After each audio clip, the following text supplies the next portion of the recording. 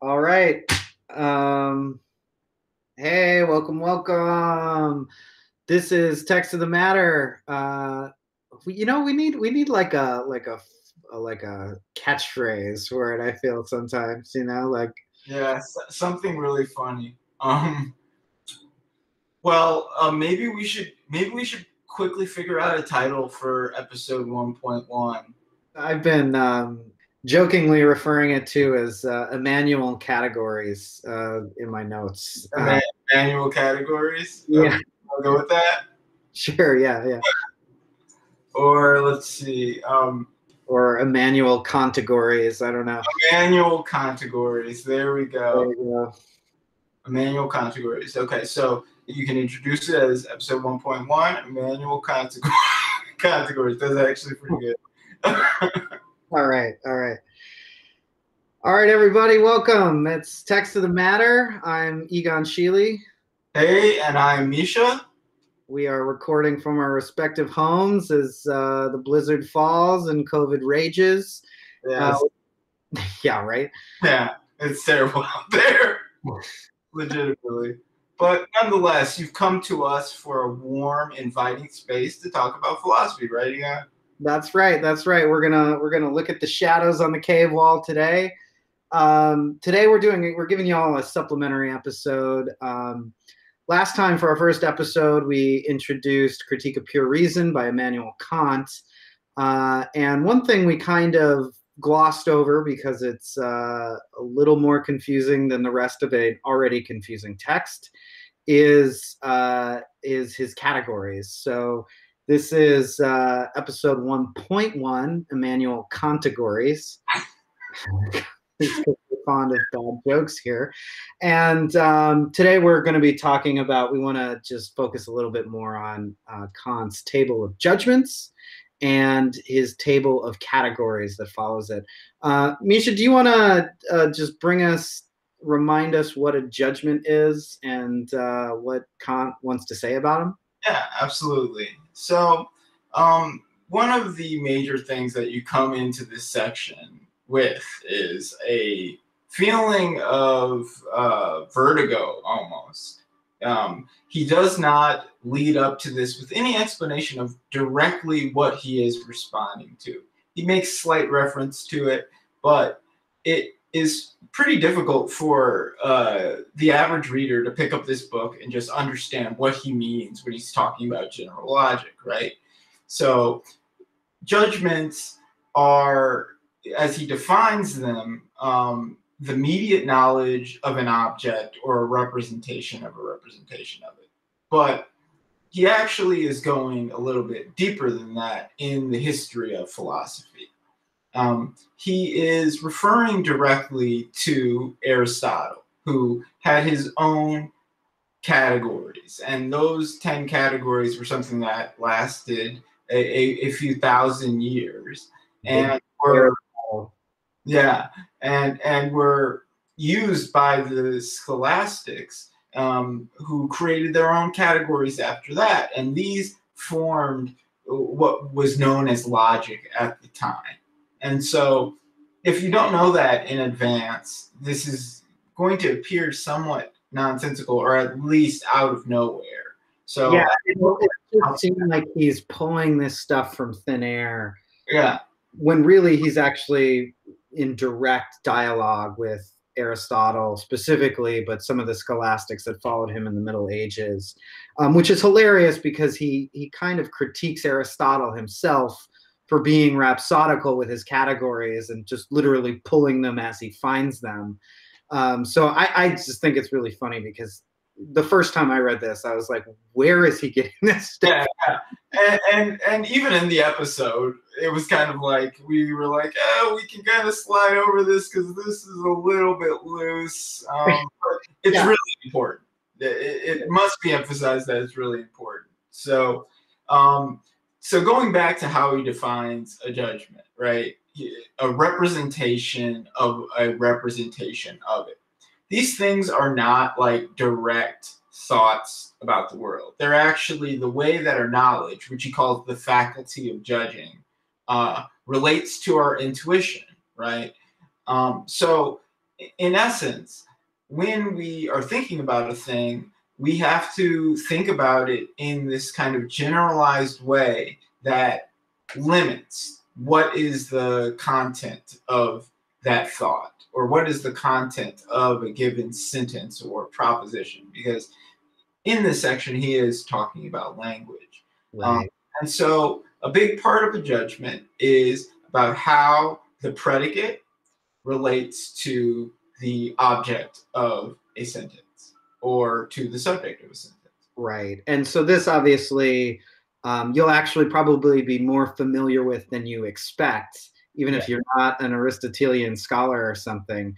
But it's your general logic that you'll like come across in school or something where it's like, if A is B and B and all B are C, then C is an A, right? So it's this sense of logic where you're deducing things about the world through judgments that can be proven true, basically, right?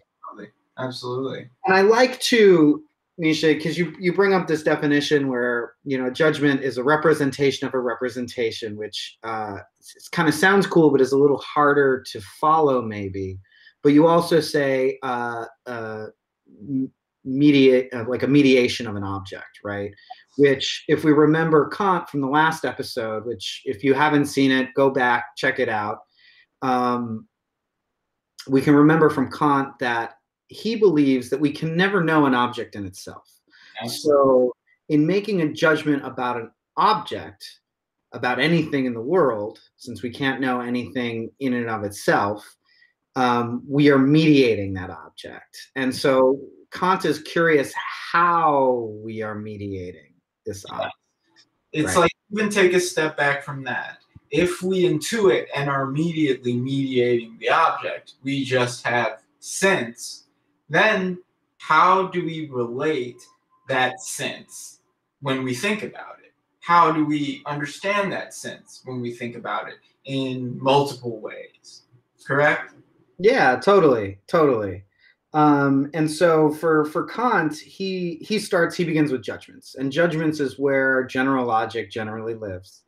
Um, and so another way we've kind of described it a little bit. Another thing he says in Critique of Pure Reason, he says judgments are functions of unity among our presentations. So he's saying that judgments are a way that we are able to unify our perceptions into something that makes sense for us.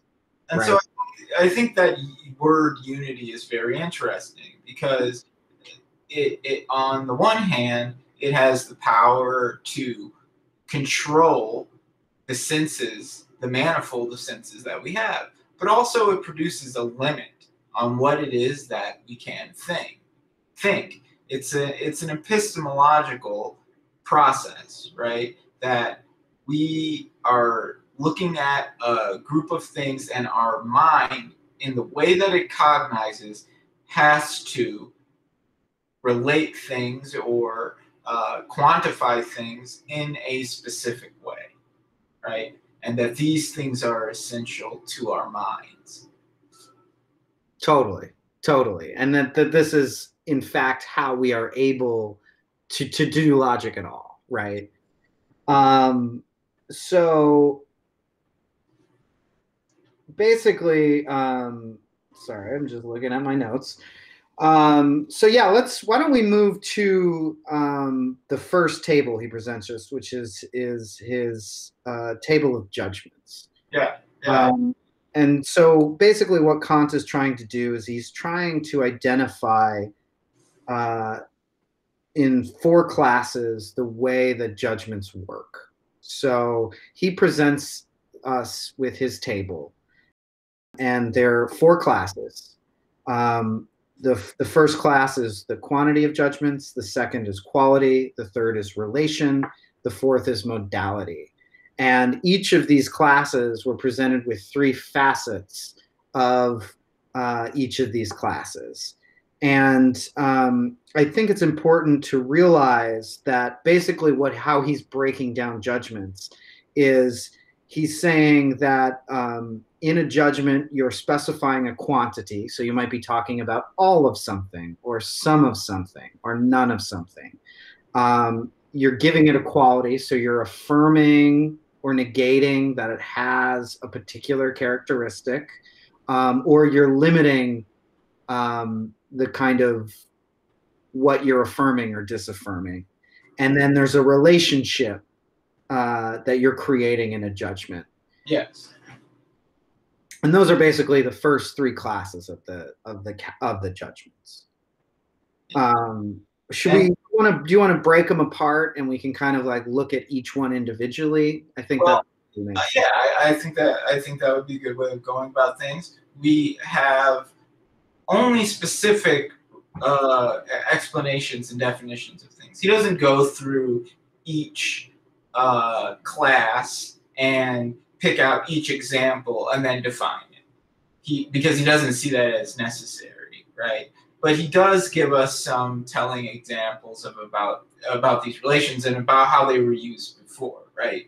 So yeah, it's really funny. He's like, as you can see, normally where there's where things are dichotomous and you have like affirmative or negative, he's like, I have three, and I'm only going to talk about the third ones because I fully expect that you understand the first. You know what affirmation and negation is, despite the fact that I say that singularity or infinity or affirmation can all be confused. Yeah, no, he assumes a lot of you. So it's good to explain that some of the distinctions that he makes. So the first thing he says is that in logic, general logic, that is, that we can often confuse the singular with the universal, right?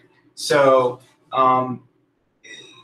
his point being that in the dichotomy that you would normally have in general logic, when you're talking about quantity, you're either talking about all of something or either some or an individual of something. Some and individual essentially being the same thing.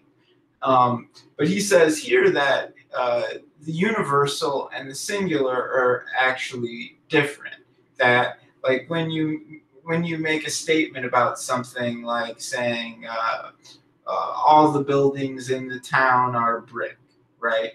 That is a singular judgment. That is taking out a specific quantity of objects within a class or within an idea, and you're identifying one specific aspect of that, right? Whereas with infinite, you're saying that this is an infinite property. Like you could say that like all metals are solid, right? So in all metals are solid, that has a universal reach, right? Right. So while singularity can hold a whole large quantity of things, it is limited. Whereas in infinity, which is his third term, the thing that he kind of adds to the general logic, it's different. And he says the same thing in the qualitative aspect about affirmative and infinite judgments, right? Yeah, that's Misha, dude. That's like the greatest way I've heard that described because it seems really confusing at first, right? Yeah. So you're talking about quantity and you have a universal, particular, and singular. And so you think singular is like a thing. Yeah. But in logic, that's generally seen as a universal thing in like general logic. But what Kant is identifying is like, I think your buildings example is a great one, where like in the quality class, right, you have affirmative, negative. So you're affirming that something is something or is not something. And his third category, infinite, he also describes as limiting, right? Because you're talking about an infinite potential number of things of a specific subset. So I think the all all the buildings in town are made out of brick is a great example, because you can see he's not saying all buildings everywhere. He's, and there can be, we can call an infinite amount of buildings in town. We don't know how many buildings there are. Yeah. And so he's making these subtle distinctions to try and allow logic to incorporate content as well as form into its judgments. Because general logic is mostly formal, as we've said. If A is B and B is C, then C is A. Those are, logically affirmed statements, but they're necessarily empty statements, right? Yeah. We don't know what A is, we don't know what B is, and we don't know what C is. And Kant is saying, like, well, often it matters what those things are. Yeah. And so he's trying to find a way to incorporate content before experience. Yeah, it really comes down to a question of meaning, right? Right. And with the judgments, he's saying that these, without meaning, do have an a priori function, going back to what we talked about in the first episode, right? This prior to function, this immediate function, right? And he gets at that in different ways, right?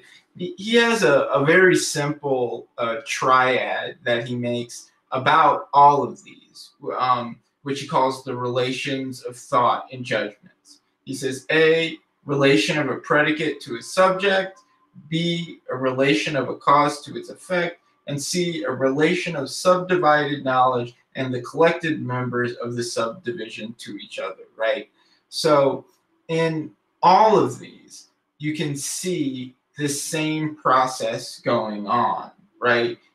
One is actually relating between what it is that is the first part of the sentence and what is the second part of the sentence, the predicate-object relationship. The other one, the second one, relates to a thought of the sentence and the kind of externality of the sentence, the cause of the sentence, right? What is the meaning? And then with subdivided knowledge and of the collected members of the subdivision to each other, right? There we start getting into more large scale, wider formal judgments about things. And you start to have to think about the totality of things, about the whole, and where are the breaking points between one totality and another, one whole and another, one universality and another. He's like recognizing that we can create concepts that hold or include other concepts, basically. That he calls it, in my translation, a community of cognitions. Yes. We cognize things, maybe as humans, but we can also cognize them all as humans, as adults and children, for instance. And so that there's a relationality between our concepts that aren't necessarily mutually exclusive. Yeah, and he specifically brings this up, right? So in the third table, we have relation, which is categorical, right? Hypothetical, and disjunctive. And he doesn't define the categorical or the hypothetical. Yes, we will come to talk about the categorical later, but the hypothetical is assumed. And what he defines about the disjunctive is that it is a thing that contains, we can just go straight to a quote. The disjunctive judgment contains the relation of two or more propositions to each other, but not as a consequence, but in the form of logical opposition, the sphere of one excluding the sphere of the other, and at the same time in the form of a community, right? Getting back to that word community you were talking about. So what he's saying about relation is, yeah, we can have a relation where the thing is itself, or we could say a thing possibly is itself, but we can also have a thing that is not itself, but is also still related, right? So An example I would use is an apple is not an orange, but they are both fruit, right? So that's a disjunctive relationship. There you have this division, and then that subdivision becomes its own class. Then fruit are related to vegetables. That is another subdivision of relation, right? Right. And Like you can look at it like I could ask you to grab me a fruit from my bowl of fruit, and the disjunctive judgment there would be it's either an apple or it's an orange, right? I only have apples and orange in my fruit basket. You're going to grab me a fruit. It's going to be, if it's not an apple, then it's going to be an orange. But like, literally, it's pretty boring, but right. But literally, the sentence he has right after the quote you just gave is this community of cognitions, consists in the fact that the cognitions reciprocally exclude one another, and yet, as a whole, determine thereby the whole cognition. yes. Right? So if you're dealing with a or statement, if it's this or that, obviously you're talking about two separate concepts, but in their relation of being one or the other, they actually make a whole. Yeah, we have to think. We have to find a way to think about things that are separated, but think about them at the same time, right? And so he's holding that a basic fact about thought, that we are constantly faced with opposites, but it doesn't destroy our cognition of things, right? To relate them together in a way that isn't connecting, right? And I think that pretty well defines what the disjunctive is and how the disjunctive functions. It's actually something that we'll come to later on down the line a lot. I was going to say, if you're listening out there, you should put a little pin right there, because your mind might start be recognizing certain things as far as trying to hold two mutually exclusive things together at the same time, because this is going to grow into other people's thinking later. And of course, to finish the table of judgments off, we have the fourth quadrant, which he calls modality, but also refers to as moments of thought. Yeah. And the fourth section is important because it's distinctive from the other three. In Critique of Pure Reason, he says that, let's see, where is it? That the modality contributes nothing to a judgment's content, and concerns only the value the copula has to the thought. So the copula is the conjunctive word in the sentence, whether that is or whatever. Yeah. And so common R, mortal R is the copula. Right. And so in this last section of judgments, he is focusing upon that connector word, and following general logic more is less concerned with the content of the subject and the predicate. And he makes three very distinct definitions of these, which I think you'll have interesting ideas about, right? And which says a lot about his classification of knowledge. As the PlayStation goes to sleep. Our philosophy. So there is the problematic, right? Which he says propositions in which affirmation and negation is possible or optional, right? The assertory, where affirmation and negation is taken as real, and he also calls this true, right? And then the apodictic, where he says affirmation and negation is taken as necessary. And he relates these to three levels of thought, right? The problematic is our understanding, the assertory is our judgment, the apodictic is our reason, right? And so he kind of creates a hierarchy, not of value, but of the levels of function in our thought, right? The kind of degree to which this says something about the reality of the statement.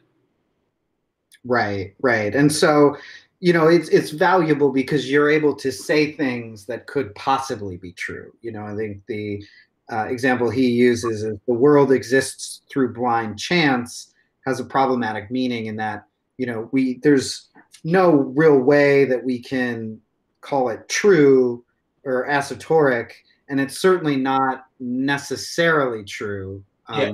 which is reason, which is the highest level where it has a necessity of being true because other true pieces of knowledge we have depend on it being true. Yeah. And so you can kind of see actually almost a logic of deduction in this modality category where we can say things that could possibly be true. We can say things that are true, and then we can say things that must be true because if they aren't, then other things that are true would just totally fall apart. Well, we can say, for instance, books have words, right? That is true. That is real, right? But there's also picture books, right? And those are also true and real, right? And are not problematical. But if we said that all books are written or all books are created, right? Then we're talking about something that is necessary, right? They don't just spring up out of the ground, right? You don't just grow them or something.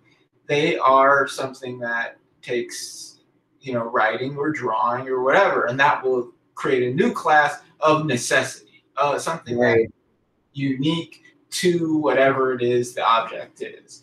And I think that's a good way to separate them. But I think the main thing to take home from the judgments is that this is his cleaning up of what are the formal conditions of our thinking about the representations of objects, right? But it still doesn't yet reach what he's looking for, which is a transcendental logic, a logic that includes both this formal aspect and our experience, right? Because we don't always categorize things based on just their relations and their quantity and their quality and modality, but by even more complex things. And that's what he gets to with the categories. Right. He finds this point, right? He's like super psyched. He's like, okay, so this is how judgments work.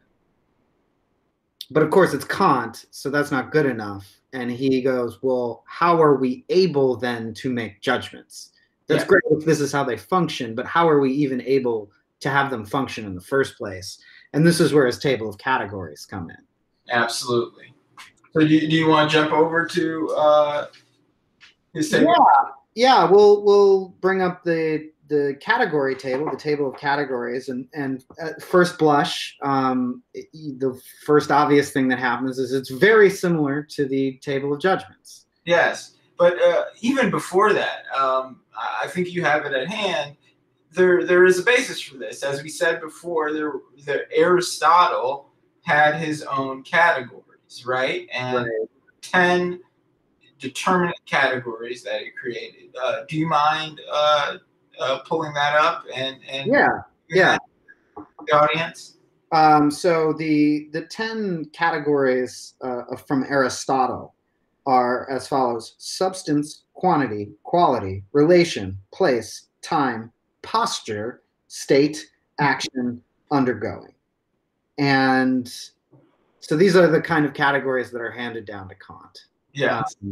And Kant finds them very rhapsodical, very random, and while interesting, Kant kind of questions their actual logical validity, that they were not found through any kind of thorough system, right? Yes, and additionally, for Aristotle, as a student of Plato and trying to build upon Plato, he was trying to overcome form, right? This idea of these great essential forms that determine, everything on the planet, right? That's kind of how we think of Platonic thought, essences. And he was trying to talk about matter, right? Thought, form, and content combined together into matter. And so you can note in the list of categories that some of them have to deal with formal things, some of them have to deal with how a body will function in space, and some are temporal, right? And this is obviously very messy for Kant. Totally. Kant is, he's a good Prussian. He likes this shit organized. Yeah, yeah.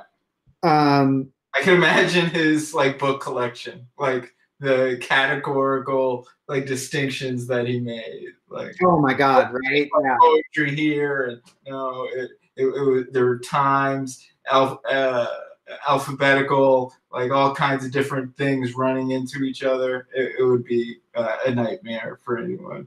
Yeah, I can just see Kant being that scene in High Fidelity where he's organizing his record collection chronologically from when he first heard the record, like. I guess it looks as if you're reorganizing your records. Yeah. What is this, chronological? No. Not alphabetical. Nope. What? Autobiographical. No fucking way. But anyway, so Kant is like, cool. I agree that we need categories of thought, that we need to identify how, before all experience, we are able to make judgments and unify the manifold of experience. We must have concepts, pre-existing concepts that we are given that allows us to create these distinctions, that allows us, or that rather offers us the ability to make judgments.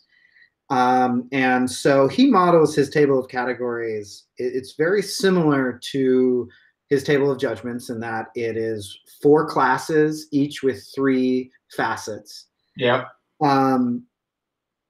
And indeed, some of them are, they even have similar names. So where the table of judgments was judgments of quantity, of quality, of relation, and of modality, these are the same for our categories. The difference is that he says of. So like, right. For quantity, this is of quantity. The judgments were quality, this is of quality. So like, it sort of spawns out of this when combined with all of these intuitions of sense that we have, right? Now we have this more full picture of what is logically possible or what is logically limiting, right? And what's interesting about this is he takes a different approach than he does to the judgments, where in the judgments he's trying to make these distinctions and make these clarifications to what was said before by the scholastics and by the Aristotelians and by contemporary logicians, right? Here he says it's essentially impossible to make a total categorical table, right? There are not, it's impossible to create all the classes of categories, but rather that there's a relationship between the category and its derivative. So he refers to that in Latin as predicabilia and predicamenta, right? And these are scholastic terms to talk about how the predicabilia were the categories that they created that were derivative to Aristotle's categories, right? And these derivative concepts, he says, create a genealogical tree of pure understanding, right? So what he's trying to get at is that as we use categories and apply them to things, we will continue to create concepts, right? They are limited by the facts of these categories. Right. But at the same time, we have this function to continue to produce out of this limited set of knowledge a manifold of concepts. And that's the key here, that we use concepts to understand the world. We use concepts to have knowledge about things, right? But yeah, let's get into the categorical table itself. Yeah, let's get in. And I think it's good to preface this is a literal quote from his book of him describing his table of categories. He says, "I deliberately refrain from offering definitions of these categories, even though I may possess them." So I only mention that because we're not going to go through this with you definitively because Kant himself What a flex. refuses to, actually. He's like, yeah, I'm smart as fuck, but I'm not gonna hamper you with my brain. Right. He's like, I'm late for dinner. This is just going to confuse you. But the reason I mention this is because I think it's important because he's not trying to define what they are. He's trying to give us a sense of how things work, right? Of how they work. Yes. And so when you're looking at the table of categories, we said it's similar. It's 4 classes, each with 3 subdivisions. Yes. But he provides one more distinction in his table of categories comparatively to the judgments. Yeah. And that's he divides it in half. And the first 2 he calls mathematic, and the second two categories he calls dynamic. Dynamic, yes. And in his dynamic categories, which are of relation and of modality, instead of giving them in a single description, like for example, of quantity, he gives us unity, plurality, and allness. Conversely, I'll just interrupt you quickly. Of In course. translation, it's totality, for instance. So allness and totality. You can see how one might take those as 2 different things, right? Allness is being everything. Totality is being the whole of something. right. We can go on. Right, and that's kind of sometimes where it's fun to get lost in the swamp of Kant because what do these things mean? And he as he says, he's not going to give us definitions for them. But for his dynamic categories, they're actually given as of 2 sides. So for modality, he has his subdivisions are possibility and impossibility. So possibility dash impossibility, or existence, non-existence, necessity, contingency. So as far as the dynamic quality of these, you can see he's giving us a spectrum in which we are kind of intuiting these concepts, right? That these concepts are giving us almost an interaction, right? Yes. Again, going back to the disjunctive, that there's that in relation and modality, that there's a reciprocal relationship between the kind of categorizing of something as being in relation or modally, right? Mhm. Like when we talk about possibility, there is implicitly this question of impossibility in it, right? And this is part of the fact that experience is within the categories, right? That we have to necessarily use that sense and intuition that we got through the judgments, right? To understand things. So when you make a statement like unicorns exist, right? Right. At the horse behind you, but saying that they exist, well, you can say, oh, that's impossible. But then you could say, oh, they exist within books, right? And there is this kind of possible statement of its truth. There's a more dynamic range of understanding and experience of what a proposition is. And these are all great examples of like the way that can work. And of relation, he says, of inherence and subsistence, of causality and dependence, and of community, reciprocity between the active and the passive. And I think that's another important one. I like that description of active and passive. In my book, it is between agent and patient. Agent and patient. Wow. So, excuse me. In your book, it more identifies it specifically with humanity, right? Or specifically with a living thing. at least. Whereas a community with reciprocity between the active and the passive, that can imply anything with force, movement or non-movement, right?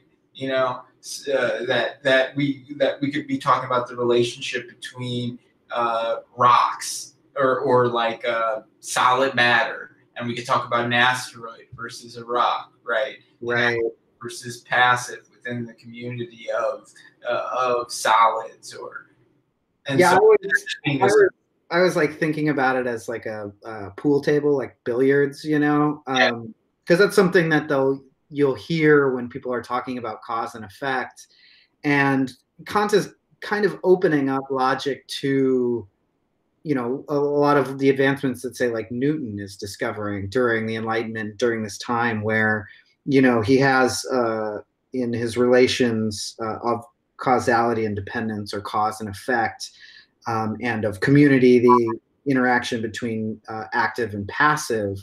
You know, it's like when you strike the cue ball, so there's that cause and effect. The cue ball hits the balls in the triangle, and then of course there's not just the cause and effect of it hitting that, but then of course there's the equal and opposite reaction that sends the cue ball backwards.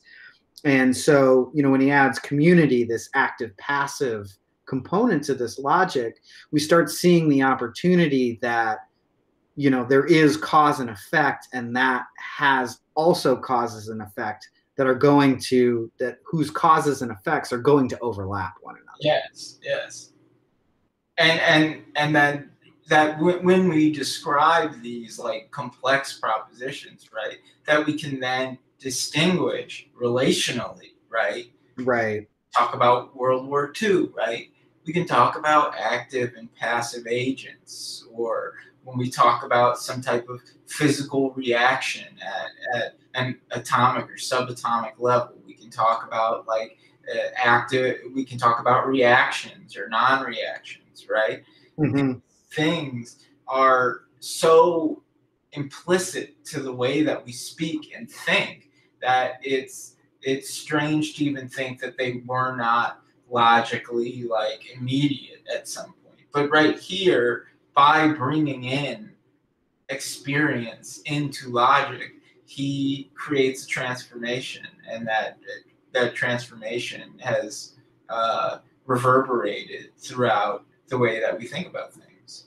Yeah, like sometimes I feel with him adding these third terms for all his classes, you know, it's almost like he's identified that the thinkers before him have over-reduced, you know, in their attempt to reduce everything to their, you know, common denominator, their lowest common denominator, that they've actually gotten rid of something necessary. Yes. Which is why he's adding them, you know, which is why he's adding this third concept, you know. You know, and he says, as he's kind of summing it up after he's presented both tables and he's kind of sort of defending his deduction of these things, he says, for combining the first and second categories in order to produce the third concept requires that the understanding perform a special act that is not the same as the act it performs in the case of the first and second concepts. You know, basically saying that these kind of confusion by combination of these concepts are actually unique and aren't derivative, but are actually fundamental and root categories, root concepts that our brain has in order for us to make our way through the world, basically. And while he doesn't intend this, right, like this meaning, this right. For the first point, even more so than when he talks about the dialectic as it was understood in its Greek form, right? This forms like the Proto-Dialectic that would go on to be the system of Hegel, right? Where you take, and there it's very centered on affirmation, negation, and what he would call sublation, or overcoming, right? Right. This synthesis of two opposite concepts into a new concept. But he is laying out here with the idea of these derivative concepts and with this secondary level of thinking that is required to create the third term in these triads, that basic process that will become the dialectic and will become central to the next book that we're trying to attack. I say attack very specifically because it is a battle, but it's really novel, and it's a really special thing that he's doing here. And you can see in Kant's writing how, of course, this would happen, because Kant, of course, is, particularly when he's talking about to introduce his table of categories, he's very interested in bringing pure synthesis to concepts, and that's what transcendental logic teaches, that that concepts, that the categories themselves are kind of like fundamental synthesis tools. Yes. And so it's I don't think that's surprising that we'll see his philosophy be used in this way to produce these modes of overcoming. But we should note that that is not what Kant is doing here at all. He is actually holding two contradictions, not to create then a third term out of them, but to say that because you can do that, there's actually a third condition. Yes, these categories are static. They are not meant to create the derivatives. The derivatives, as he said, this genealogical tree, right? Yeah. That he's implying is something that is actually fixed by acts, by events, by what it is that's taken into the manifold, right? It's not something that is formally and structurally related, right? It's not that this concept determinately comes out of the prior concept, right? We get through a pair, we create a synthesis, and then we begin again with another negation and another sublation, right? Instead, he is seeming to show how life and history works, while he doesn't say so expressly. That yes, we have these basic delimiting and expanding processes of concepts in our mind, and that we necessarily, through our use of them as applied to objects, must create new concepts so that we can understand the world. And I think, to me, that is like the fundamental thing I take out of the categories, that there is this manifold, right? That we have these judgments and basic limits that form how we think about them. And then that we have this ability to then go and take our experience, right? Think about them another way. And then as we live and grow, and as knowledge grows, as the community of knowledge grows, produce ever more complex, specific, or universal, or whatever concepts that have great power to convey information and knowledge to others, right? To say true things, to define reality. And it's more powerful than it comes off at first hand when you don't have that background. Yeah, I mean, that's the interesting thing about Kant, right? Because, like, obviously we're mentioning Hegel. We're sort of putting that little Easter egg in there for you. But Kant isn't concerned about becoming. His whole pursuit of creating this episteme of philosophy is, we cannot talk about becoming. We cannot talk about these metaphysical conditions until we can figure out how we can say things that are true. Yeah. And in this section of his, great giant masterwork of epistemology, damn huge, which we are only a small portion through right now, he is just laying out how, in Kant's words, how we can take presentations and categorize them a priori before experience in a way that we can even understand the world at all. Yeah. And I think that's what's actually kind of thrilling about Kant, is that, you know, he's really looking at how our mind works and the possibility for how our mind can work. And I think his pursuit is trying to open up these doors by identifying, you know, what roads actually lead to synthesis. Yes.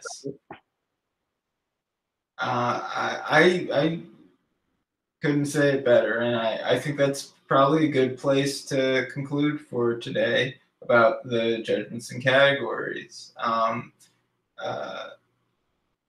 The only other thing I would like to say is that what a lot of this implies, and one thing that I don't think I defined super well, and that we never really got around to in the first episode, was that when he talks about the subject, right, that he's not literally talking about humans, right? We can assume he's talking about the human because he's talking about a cognitive process that is very much like human cognitive process, but he's talking about a different thing. He's not trying to talk about the life and death of a human. He's getting to something that is more formal, more subsistent than that. And I think it's important that we take his sort of indifference to the practical, right, at its word, and that we follow him through, because that is the way that it opens up the knowledge that he has to give. Yeah, totally. I mean, it's, you know, it's funny because he's so semantic, but he is actually really exciting in his own way. And, you know, his whole thing is again, like you were saying, it's not the subject as human, but subject as the subject is who is making the judgment. Yeah. The subject as its own thing, you know, as its own phenomenon, right? That the subject is something out there that we interpret, but it is also us, and that we can only assume the subjective, right? That we cannot step outside of that. And so then questions of humanity become concepts, right? Right. The concept of the human, right? These are fraught concepts. By making the subject a priori, it gives us something, a baseline, where then we can build off of that many categorical complications. But before that, it serves as a good ground. Yeah, I mean, and it's so cool because I think that's where Kant's metaphysics starts, right? Is he's like willing to be like, through our subjectivity, we are alone. And that's been one of the like big problems with philosophy coming up to him, because everyone's arguing, well, you know, do we figure this out through experience? Do we figure it out without experience? You know, you get Descartes being like, how do I even know I'm real? And, you know, Kant is being like, whoa, whoa, whoa, whoa, whoa. Like, let's start with the fact that our subjectivity is this kind of isolating world that we live in. And, you know, if that is the case, how does our subjectivity function? And so through the table of judgments, because that's what subjects do, is they make judgments, he is trying to define through his table of categories the ways in which we can define or describe what is being a subject. Yeah, what is being a subject, and thereby what reality is, right? It's something shared, right? But it's always filtered through this indifferent threshold of subjectivity. And, you know, we will get to points where that is questioned later on, but for now, I think in and of itself, it's a powerful concept. So I hope that everybody enjoyed this episode. I hope that you all will click subscribe under the YouTube. It really helps us. Interact on our Facebook. Make your own posts. Bring your own content. And just look out for more content to come from us, because we have a lot of great things on the way. Yeah, definitely pound that subscribe link. And, particularly if you have, because I know this is a lot, which is why we're doing this supplementary episode. These tables are a little confusing. So particularly if you have questions or want something clarified, hop on our Facebook group, join it, pose a question, and we can talk about it further online. And, if your pockets are flush with cash from your GME rockets, head over to our Patreon. You can become a subscriber there and support our work. Yes. GameStop to the moon. And AMC. I still want to see movies in the theater, right? Dude, we'll talk about this on our next thing. We'll talk about it later. I just got an email, like an Indeed, like, here, these jobs are available. AMC are hiring people for the movies right now. Like, oh, bring no money. All right. Guys, thank you very much. We'll see you next time. Love you guys.